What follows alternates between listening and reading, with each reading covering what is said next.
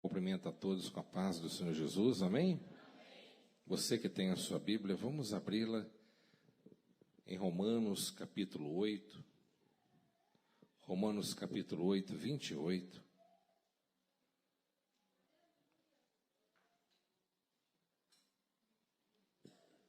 Romanos capítulo 8, 28.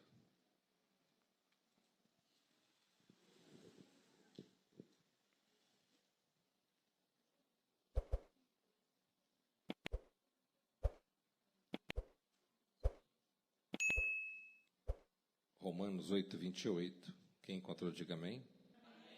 Diz assim: sabemos que todas as coisas cooperam para o bem daqueles que amam a Deus, daqueles que são chamados segundo o seu propósito.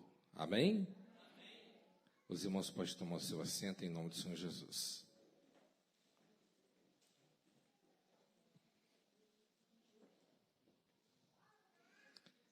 Meus amados irmãos, quando eu leio aqui esse capítulo de Romanos, principalmente o versículo que nós fizemos menção aqui nessa noite, eu vejo que o cristão verdadeiro, ele tem todos os motivos do mundo para ser uma pessoa otimista ao extremo. Amém? O apóstolo Paulo, inspirado pelo Espírito Santo, ele escreveu o lema do indestrutível, que é essas palavras: sabemos que todas as coisas cooperam para o bem daqueles que amam a Deus, daqueles que são chamados segundo o seu propósito. Quando eu leio esse versículo, eu observo, meus irmãos, que esse otimismo que Deus nos proporciona através da sua bendita palavra não é uma vaga possibilidade, mas é uma convicção inabalável que o Espírito de Deus nos proporciona. Essa palavra nos dá uma ideia de algo exato, de algo concreto, de algo certo, de algo inquestionável. Quando nós observamos aqui, nós observamos que o triunfo do povo de Deus não é algo que pode ser cogitado, é uma certeza absoluta. Então aqui nós podemos entender que o cristão que está na presença do Deus Todo-Poderoso, ele obterá o triunfo dele.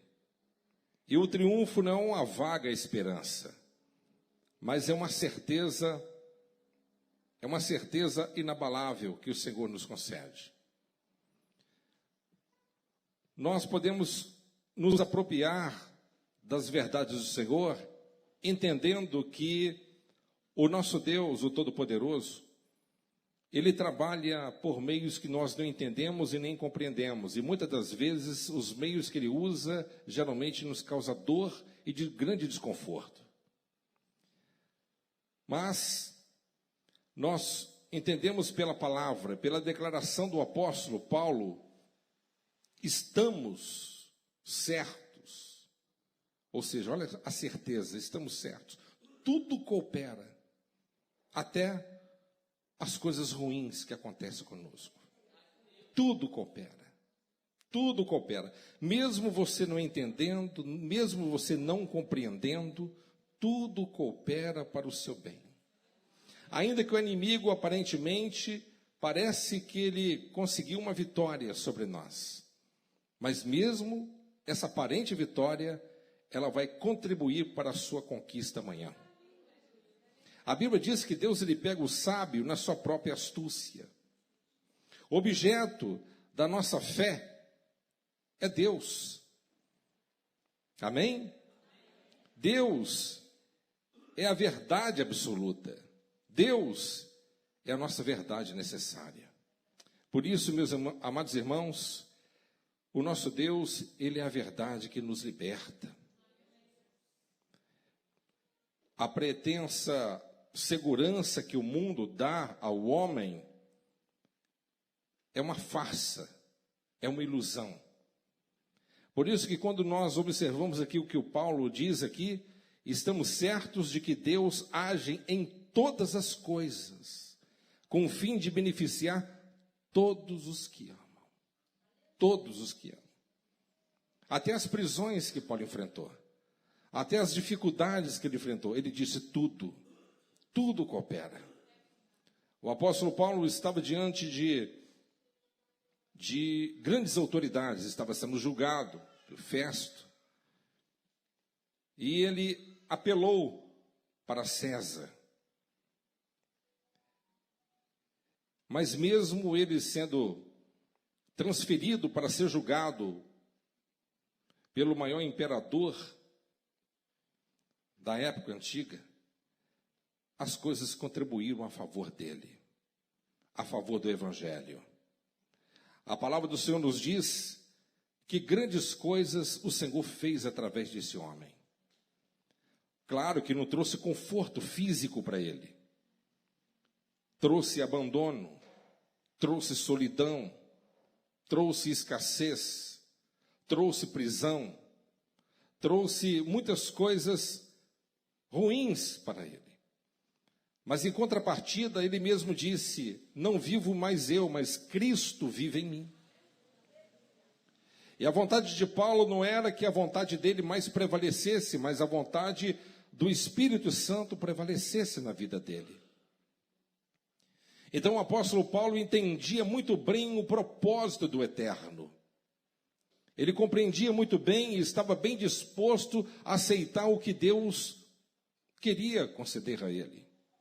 Porque mesmo as prisões, mesmo os açoites, mesmo o abandono de muitos que diziam que amavam a ele, que no momento que ele tanto precisava, não estava ali presente para poder oferecer um ombro amigo, um ombro confortante. Mas ele mesmo declara que mesmo diante dessas situações adversas, o Senhor jamais o abandonou. A presença do Espírito Santo sempre esteve com ele. Mesmo diante dos seus acusadores, mesmo diante de todas as dificuldades, o Senhor sempre tocava nos seus lábios para que ele pudesse falar aquilo que era certo e apropriado para que o nome do Senhor viesse a ser glorificado. No tempo que o apóstolo esteve em Roma, grandes coisas o Senhor, ele realizou. Pregou para a guarda pretoriana e quase 15 mil soldados pretorianos converteram ao Senhor Jesus. Através da mensagem poderosa, através do exemplo, do testemunho desse grande gigante da fé. Por isso, meus amados irmãos, não importa o que você possa enfrentar ao longo da sua existência, saiba de uma coisa: muitas das coisas esquisitas e ruins podem acontecer na trajetória do seu caminho, mas saiba de uma coisa, que Deus lá na frente, Ele vai transformar a maldição em bênção. Aquilo que te traz tristeza e faz que seus olhos venham a lacrimejar e as lágrimas venham a descer copiosamente dos seus olhos hoje, amanhã vai ser lágrimas de alegria. Porque o mesmo apóstolo lhe disse: o choro pode durar a noite inteira, mas amanhã vem a alegria. Eu já vi muitos pregadores, muitos homens de Deus pregando sobre a vida de José, dizendo que se José não tivesse contado o sonho para os seus familiares, não tinha ocorrido aquilo que ocorreu com ele. Eu penso completamente diferente da maioria desses pregadores. Eu acredito que Deus Ele é o autor de toda a história. Ele inspira e tudo está a favor, até mesmo Ele comanda os nossos sentimentos, Ele comanda as circunstâncias, Ele que abre o coração, Ele que abre a nossa boca, Ele trabalha de forma assombrosa que nós não compreendemos. Se José não tivesse compartilhado o que ele compartilhou, talvez não tinha acontecido o que aconteceu. Mas Deus estava preparando esse jovem com 17 anos de idade para poder salvar não somente a sua casa, mas uma geração. Através da fidelidade deste jovem, José, ele se manteve firme, mesmo diante de todas as contrariedades, mesmo diante de todas as oposições, mesmo diante das traições que foram geradas dentro da sua própria casa, dentro da sua própria família. Mas isso não azedou o seu coração a ponto de dele rejeitar a sua fé ou rejeitar a crença que ele tinha no Deus Todo-Poderoso. Pelo contrário, as lutas e as dificuldades da vida somente fez que a sua musculatura espiritual viesse a estar mais ainda fortificada. Ele foi se fortalecendo. Eu quero dizer para você uma coisa: o deserto não é para destruir você, é para fortalecer você. As batalhas que nós enfrentamos ao longo da nossa existência é para que você venha se tornar um guerreiro, uma guerreira bem preparada para enfrentar os embates da vida e exaltar o nome do Redentor que te chamou eficazmente para a realização de um grande propósito aqui nesse mundo. Por isso, meus amados irmãos, jamais poderemos voltar e retroceder. Nós temos que avançar sempre, porque aquele que está à nossa frente, ele é a estrela da manhã. Ele é a luz do mundo. Amém? O nosso Deus, ele amolece o coração de Faraó e é aquele que endurece. É aquele que abre a porta e é aquele que fecha a porta. É aquele que dá vida e é aquele que tira vida. É aquele que coloca um sorriso nos seus lábios, mas é aquele que também permite que você venha passar pelo vale da dor e do sofrimento.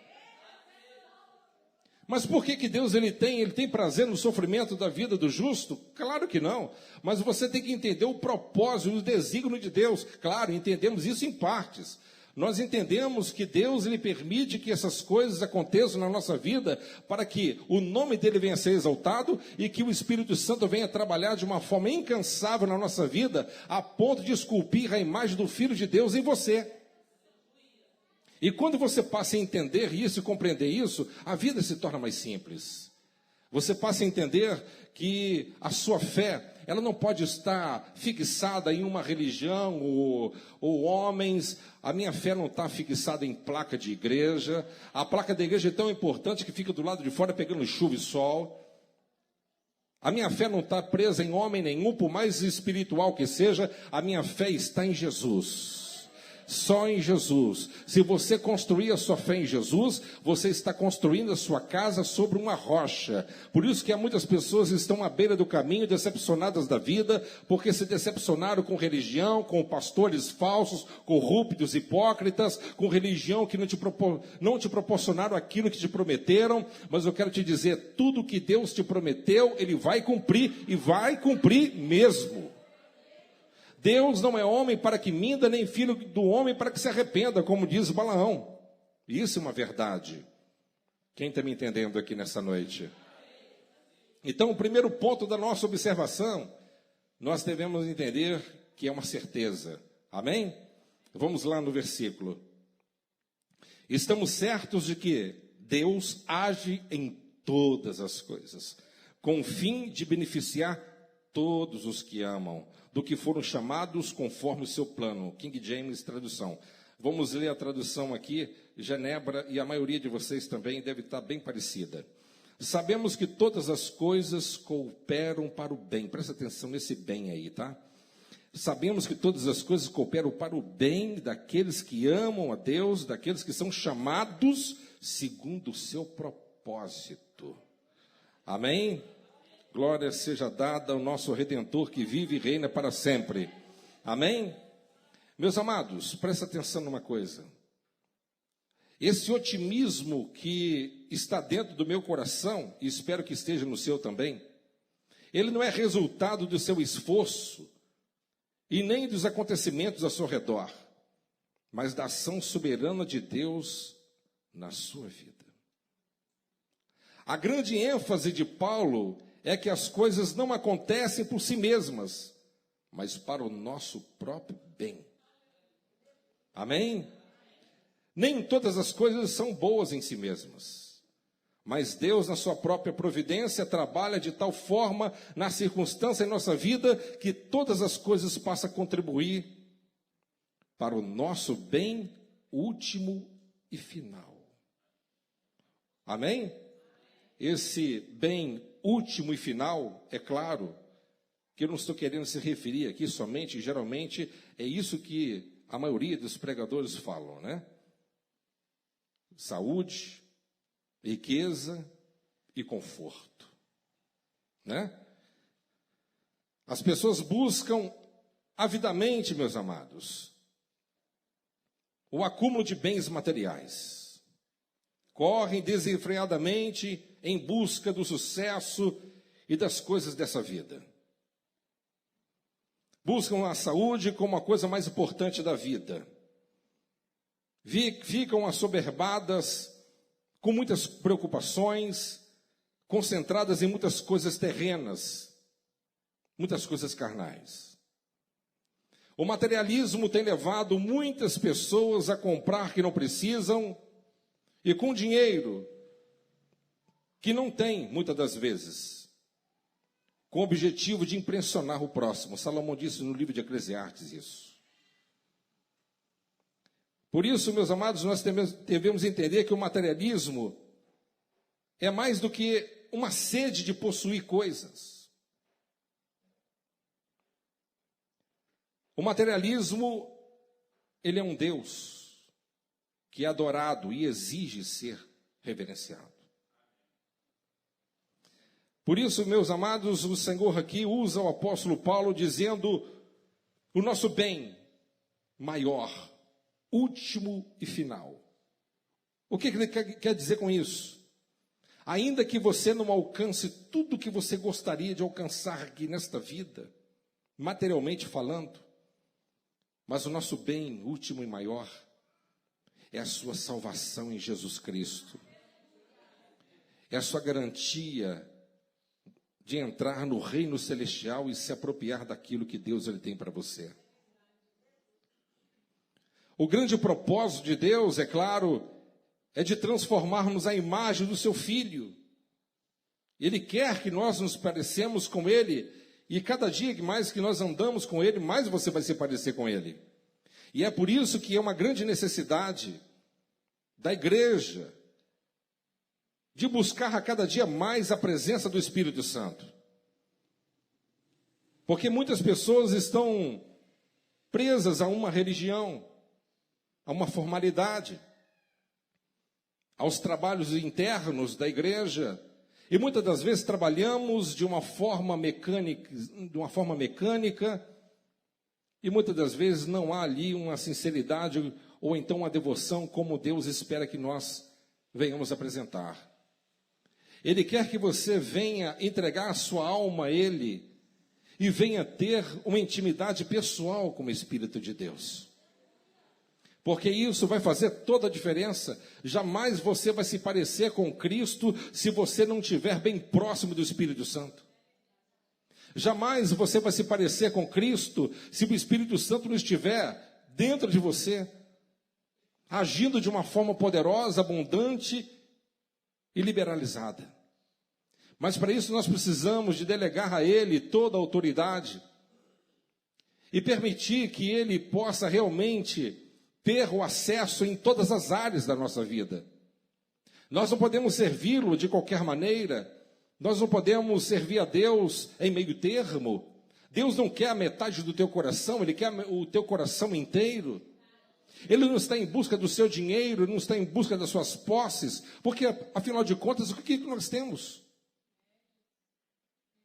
Por mais poderoso que o homem seja, por mais que ele possa possuir aqui neste mundo, e por mais títulos que ele possa alcançar, e por mais altos degraus do sucesso ele possa subir, após a sua morte ele não levará absolutamente nada. E não vai demorar 2 ou 3 gerações para o seu nome nem ser lembrado. Tudo nesse mundo é apenas ilusão.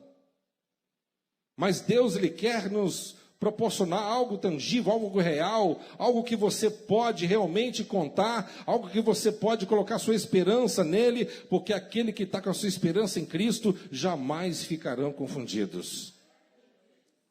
Quem está me entendendo aqui nessa noite? O eterno propósito de Deus é que você venha segui-lo e obedecê-lo e ouvir a sua voz.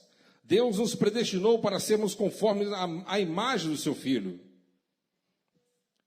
Meus amados irmãos, o nosso Deus, o Todo-Poderoso,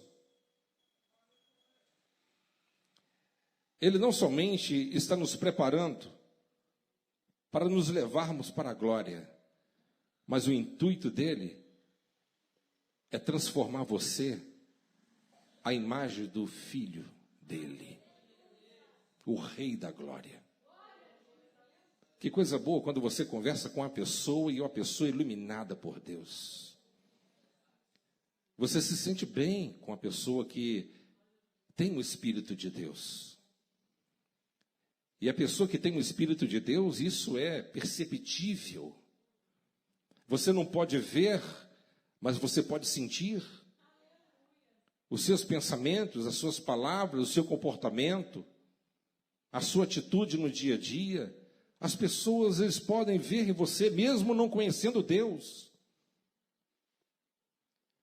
A pessoa olha para você e fala assim, eu não sei que religião é a sua, mas você é uma pessoa diferente. Você é uma pessoa diferente. Conta-se a história de, eu tenho alguns livros dele, Robert McCain, que foi um jovem escocês, e aquele jovem puritano estava atravessando uma mata para chegar em uma próxima aldeia, quando viu alguns homens reunidos numa fogueira, tentando se aquecer diante de um frio forte na Escócia. Já era noite, ele se apiou do seu cavalo, sentou ali perto de um tronco, perto daqueles homens bebendo e conversando conversas frívolas, usando palavras torpes, e aquele jovem só perguntou, posso sentar junto com vocês? Claro, senta junto conosco e beba também. E aquele jovem ficou calado, e somente em espírito de oração, em oração ali, aqueles homens não demoraram muito tempo, olharam para ele e falaram assim, você não é um homem comum. E ele olhou para aqueles homens e disse, eu sou apenas um homem. Meus amados, não precisa, um homem de Deus, a mulher de Deus, não precisa levantar a bandeira e dizer para todos que é de Deus, mas os homens do mundo conhecem identificar quem são aqueles que é de Deus. Por isso que aqueles que têm no seu coração esse otimismo, ele sabe muito bem que a sua vida é regida por Deus. Nada pode fugir do propósito do eterno. Aconteceu algo comigo essa semana passada, e eu falei, meu Deus, as pessoas chegaram perto de mim e falaram, mas pastor, o que aconteceu a respeito de um fato? Saiu na minha boca instantaneamente. Eu disse, o Deus que abre porta, ele fecha a porta. E eu disse, tudo coopera para o bem daqueles que amam a Deus. Eu só consigo enxergar esse copo, mas Deus consegue ver a eternidade está diante dos seus olhos. Hoje parece que você sofreu uma perda, mas lá na frente talvez a perda seria muito maior. O que eu tenho que fazer, pastor? Mesmo diante de coisas ruins da vida, confie e saiba que a tua vida está na mão de quem tem capacidade de cuidar. Amém? E nem todas as coisas são reveladas no momento. Como disse José, as coisas não foram reveladas para ele. Ninguém falou com ele qual era o propósito. Deus somente mostrou para ele 2 sonhos. Apenas 2 sonhos. O pai dele, revoltoso, falou assim, meu filho, você está querendo dizer que papai e mamãe, já não basta os seus irmãos servir você. Você está dizendo que papai e mamãe vai se ajoelhar perante você? É isso que você está dizendo? Que sonho maluco é esse? Meus amados, nem o pai dele, que era Jacó, tinha grande interpretação de sonho, era um homem que sonhava. Ele não entendeu completamente, mas José permaneceu. Ele não entendeu o porquê, não compreendeu. Foi vendido pelos seus próprios irmãos, vendido pela uma tribo de midianitas, que eram piratas do deserto, foi colocado como escravo a ser vendido no Egito, foi trabalhar na casa de Potifar, parecia que as coisas iam bem, e de repente as coisas viraram de ponta cabeça, foi acusado de algo que ele não tinha feito, ficou 13 anos na cadeia, interpretou o sonho do copeiro e padeiro, achou que as coisas iam mudar, e foi esquecido novamente, até no momento aprazado.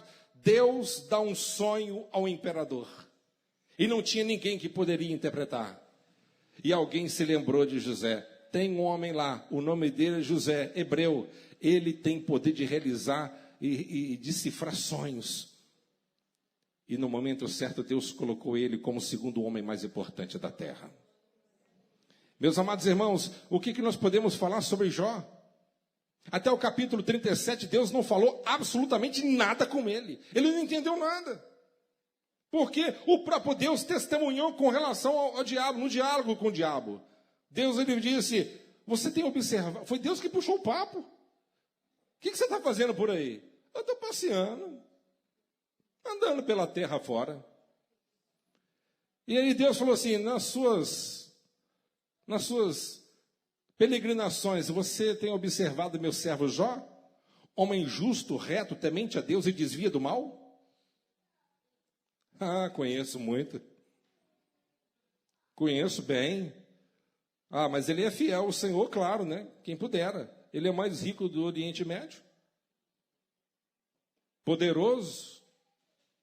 Tudo flui para ele. Tem 10 filhos abençoados, tem uma esposa abençoada, vários funcionários, 10.000 cabeças de animais. Poderoso. Tira tudo dele para tu ver. Se não vai legar na tua face. E você já conhece a história. Não é? Mas ele permaneceu. Ele permaneceu na fé. Começou a questionar com Deus.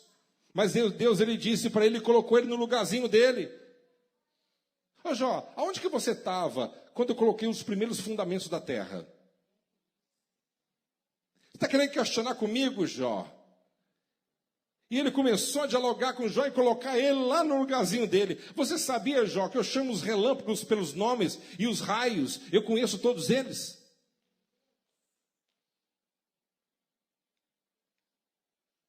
Mas no capítulo 42, Deus, ele se revela a ele de uma forma plena e poderosa.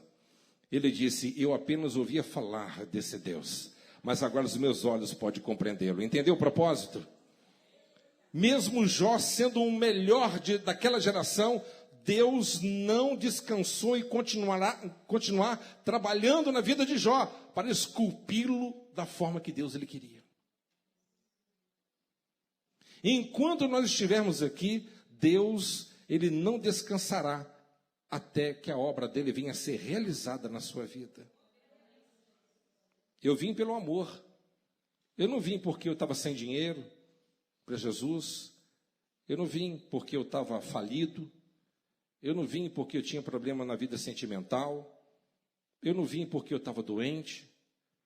Eu não vim por problema nenhum.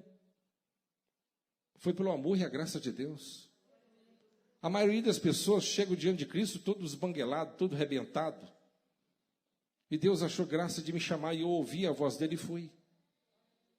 Era um jovem, com 20 anos de idade. Já tinha meu próprio negócio. Tinha 3 carros na garagem. Vida financeira independente. Não dependia dos meus pais, nunca dependia. Tinha tudo para poder curtir uma vida que um jovem gostaria. Gastar dinheiro e andar de carro e curtir. Mas quando o Senhor Jesus me chamou, aquela voz foi muito forte. E eu fui. Eu tenho servido a Deus há muitos anos. Eu digo para vocês, eu neguei a minha mocidade, as oportunidades que o mundo ainda tinha para me dar, para servir o meu Jesus. Porque eu tenho certeza de uma coisa, Deus, ele me escolheu. E eu tenho certeza que Deus, ele também vai te escolher. E já te escolheu. Amém? Deus, ele nos predestinou para uma grande obra. Por isso, meus amados irmãos, se você está ouvindo a voz de Deus hoje, não desperdice a oportunidade. Eu tenho servido a Cristo há muitos anos e não tenho me arrepender a nada. Deus só tem me acrescentado. Só me acrescentado. O que esse mundo tem para te oferecer é apenas ilusão, apenas vaidade. É apenas perca de tempo. É correr atrás do vento. Por isso nós precisamos de entregar a nossa vida a Deus. Quanto mais rápido é melhor. Olha só. E aos que predestinou, a esses também chamou. Então aqueles que são chamados por Deus, porque foi predestinado antecipadamente. Que Deus chamados de Deus estão aqui? E os que chamou, a esses igualmente justificou. Ou seja, Deus te chama e te justifica através do sangue de Jesus, na cruz do Calvário. E aos que justificou, a esses também glorificou. Ou seja, Deus não somente nos predestinou, mas também nos chamou, nos justificou através do sangue. E nós, um dia, em um momento, nós também alcançaremos a glorificação no reino do nosso Deus, o Todo-Poderoso. Quem está me entendendo, diga graças a Deus. Amém? O otimismo que Deus coloca no nosso coração, ele é indestrutível. Por quê, pastor? Porque não é uma realidade experimentada por todos, somente por aqueles que amam a Deus, que são chamados segundo o seu propósito. Quem pode usufruir desse otimismo? Aquele que não tem, aqueles que não foram chamados por Deus, vivem em pânico, vivem na incerteza. Ah, meu Deus, o que vai acontecer agora? A economia está para o buraco, a Europa está falida, o mundo está à beira de uma terceira guerra. O que eu vou fazer? A situação financeira e até mesmo política está indo de mal a pior. As portas estão se fechando, não estão se abrindo. O que eu vou fazer? Meus amados irmãos, Deus coopera para tudo. Amém? Para o bem daqueles que amam a Deus, meus irmãos. Eu não estou preocupado com quem está governando. A minha obrigação é orar por eles, que Deus possa direcionar a vida deles, a mente deles. Amém? Assim como Deus amolecia e endurecia o coração de Faraó, Deus também amolece e endurece o coração desses monarcas infiéis, que através da oração da igreja tem muito poder. Mas a nossa confiança não pode estar em nenhum tipo de segmento ou qualquer outra coisa, a não ser o nosso Deus, o Todo-Poderoso. A Bíblia diz que a vida do ímpio é como uma palha que o vento dispersa. Imagine a vida do ímpio. Quem é o ímpio? Aquele que não crê em Deus, aquele que ridiculariza as coisas de Deus, aquele que não foi chamado por Deus, aquele que não foi justificado por Deus, aquele que não será glorificado por Deus. A Bíblia diz que ele é uma palha, o vento vai soprar, ele não existirá mais. Aqueles que edificam a sua vida sobre a rocha, meus irmãos, aqueles que edificam a sua vida na rocha, jamais naufragarão diante das tempestades da vida. Aqueles que edificam a sua casa na rocha, sabe o que significa isso? Você consolidar a sua vida em Cristo Jesus. Não basta você somente falar, eu creio em Deus, acredito na Bíblia, acredito em Deus, mas leva uma vida mundana, uma vida cheia de pecado, voltada à prostituição, adultério, sites de pornografia e coisas semelhantes. Não basta você falar, eu creio em Deus. A Bíblia diz que nós temos, seja santo como eu sou santo do Senhor. Aqueles que são chamados, escolhidos, predestinados, são justificados e também serão glorificados. Mas somente aqueles que temem ao Senhor. O que vai salvar a sua vida não é pelo fato de você estar dentro da igreja, é o Deus da igreja que está dentro de você. O que vai salvar a sua alma do inferno não é pelo fato de você conhecer a palavra, é você viver a palavra. O que vai salvar a sua vida da perdição eterna não é pelo fato de você conhecer o caminho, é você andar no caminho. O que vai fazer diferença, o que faz a diferença na sua vida, meu irmão, não é você se empaturrar de conhecimentos teológicos, é você se encher do Espírito Santo. É você se encher do Espírito Santo e falar, Senhor, eu quero ser transformado. A minha mente é muito intelectual, a minha mente ainda não é convertida, eu quero me converter ao Senhor. Você não poderá se apresentar diante do Todo-Poderoso se você não entrar diante dele como uma criança.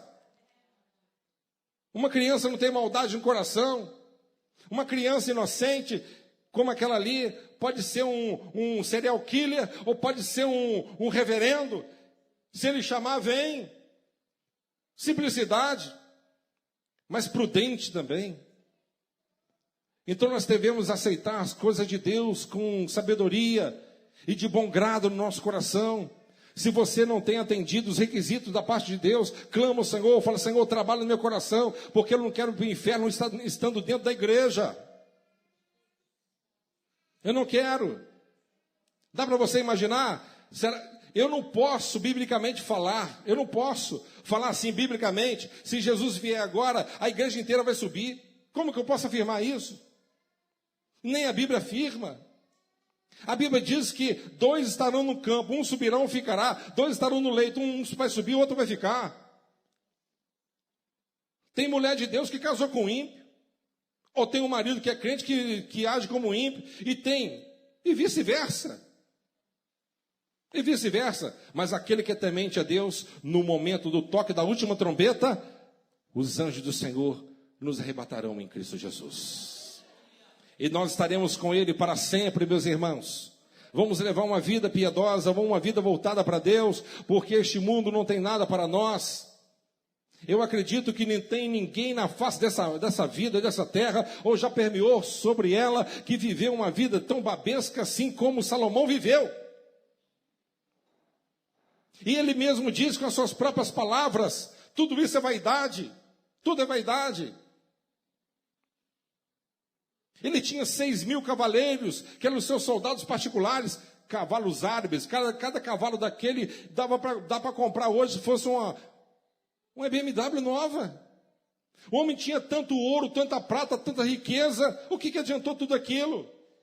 Ele mesmo chegou nessa conclusão: o que me adiantou usufruir de tanta coisa? Tudo é vaidade, tudo é correr atrás do vento. Aí eu vou beber, tudo é vaidade. Aí eu vou arrumar muitas mulheres, tudo é vaidade, só preocupação. Salomão diz assim: eu procurei entre os homens, entre as mulheres, uma pessoa que eu pudesse respeitar, e não encontrei nenhuma. Presta atenção, ele não foi machista não, você vai entender. Procurei entre os homens uma pessoa que eu pudesse respeitar, e encontrei um. E esse um não é um homem comum, é Jesus.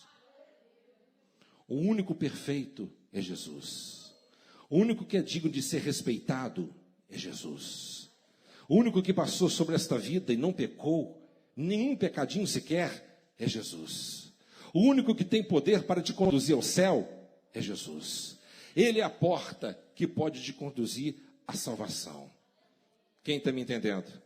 Amém? Então, meus amados irmãos, o bandeirante do cristianismo, para mim findar, o apóstolo Paulo, ele proclama, dizendo o seguinte: nem a vida, nem os anjos, nem principados, nem altura, nem profundidade, nem qualquer outra criatura poderá nos separar do amor de Deus, que está em Cristo Jesus. Você que está pensando em desistir, você está querendo voltar atrás, você que está meio desanimado da vida, eu te pergunto uma coisa: o que pode nos separar do amor de Cristo? Não, porque a igreja, irmãos, somos uma comunidade de pessoas imperfeitas pregando o evangelho perfeito. Meus amados irmãos, temos que aceitar uns aos outros, temos que amar uns aos outros, temos que colocar em prática o evangelho da salvação na nossa vida e vivermos uma vida voltada para Deus.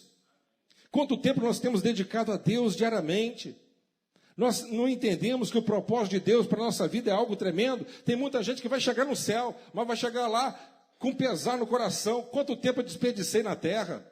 Quanto tempo eu joguei fora? Em redes sociais, em internet, em coisas frívolas, sem importância. Quantas oportunidades eu deixei de fazer? Poderia ter feito a obra melhor, pregado melhor, feito a obra de uma forma mais digna. Quantas coisas, pessoas que receberam oportunidade de fazer alguma coisa para a obra de Deus, não, eu não posso fazer não, não quero fazer isso não, deixa para outro. Você não entende que isso é um privilégio que Deus nos deu? Você não entende que os anjos queriam fazer o que você faz? Deus está te convidando e você está rejeitando. Você não pensa que você poderá ser rejeitado naquele grande dia? Se você não for um trabalhador, se você não for uma pessoa que está à disposição do reino de Deus, a poder obedecer a sua palavra e a sua voz? Você não entende que as lutas e as dificuldades da vida não podem nos afastar de Cristo, sim, nos aproximar dele cada dia mais.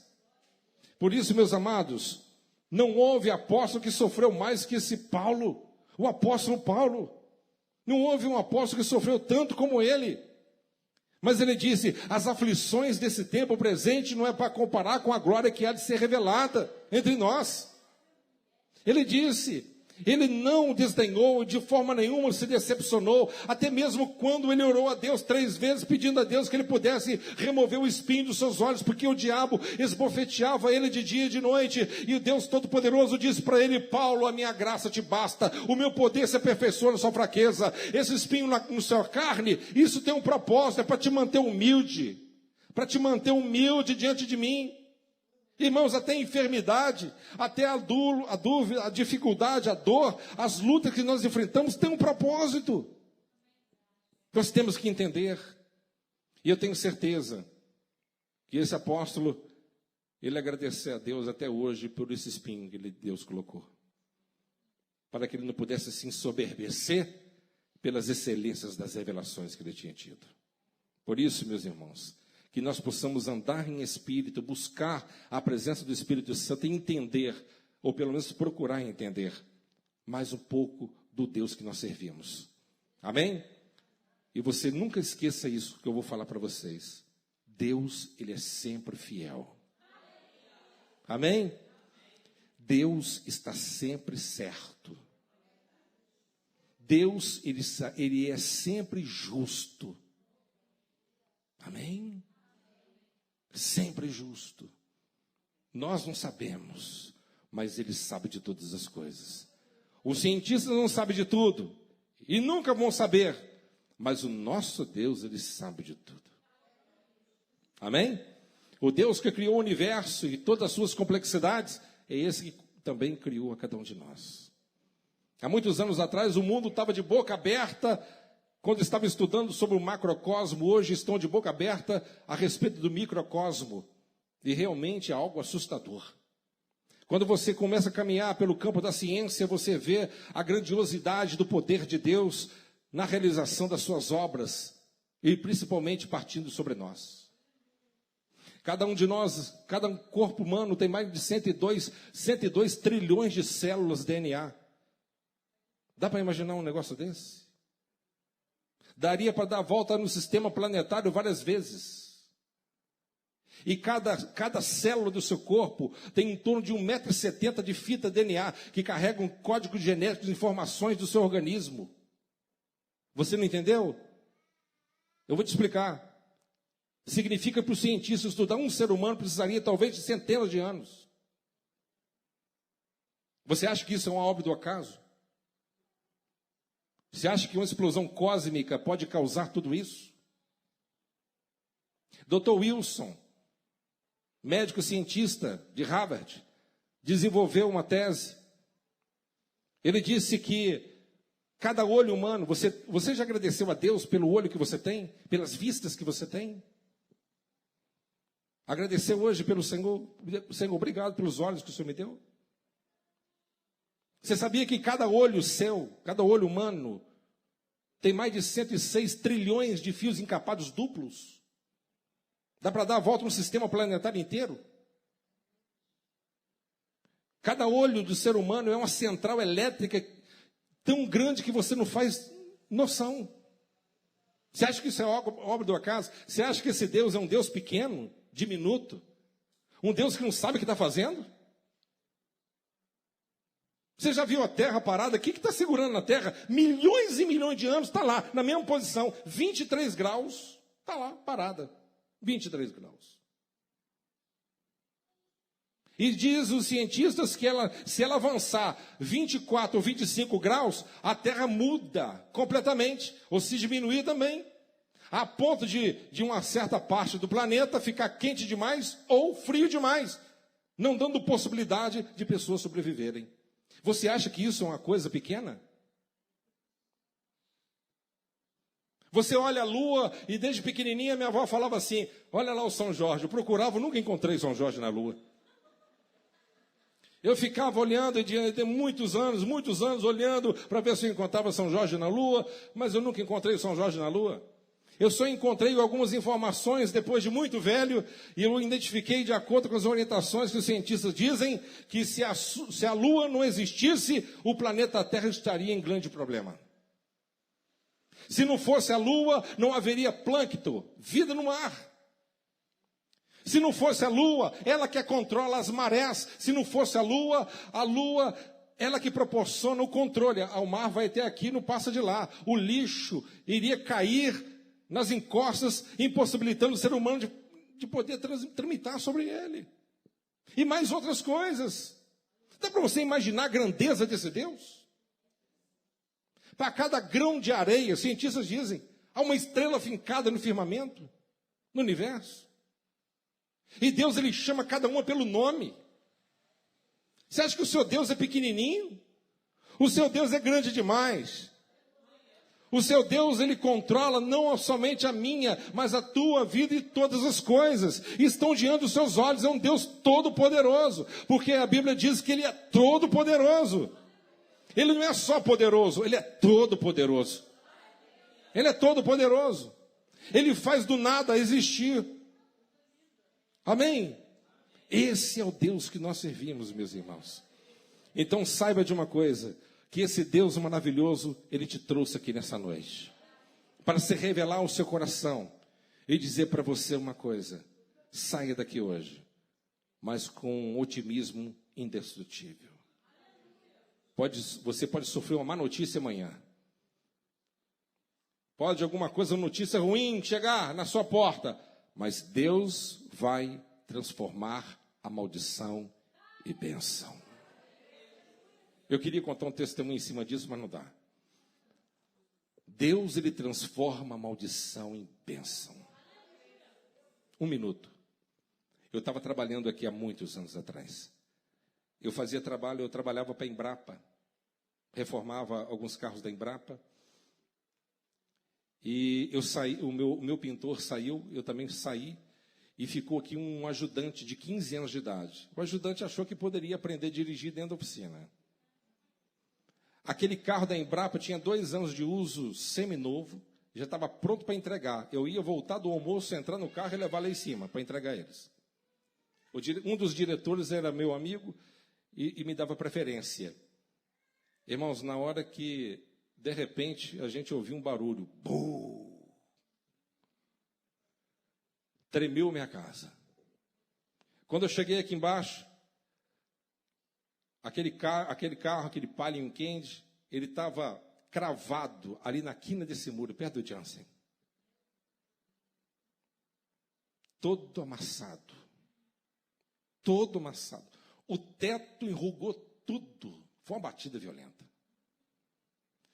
E ali, eu imagino se ele tivesse acertado o portão, que não é pequeno, ele tinha ido direto, né? Ou caído lá embaixo no córrego, ou atropelado alguém. Chegou na hora 2 amigos da igreja, e um deles, ele ficou vermelho igual um pimentão, querendo esganar o menino. Querendo esganar, moleque, por que você fez isso? Ele, ficou apavorado. Falou, pastor, você não fala nada, não? Você não fala nada? A sua tranquilidade está me incomodando. O que você vai fazer agora? Como é que você vai apresentar o carro lá? E eu falei assim: Deus transforma a maldição em bênção. Deus transforma a maldição em bênção.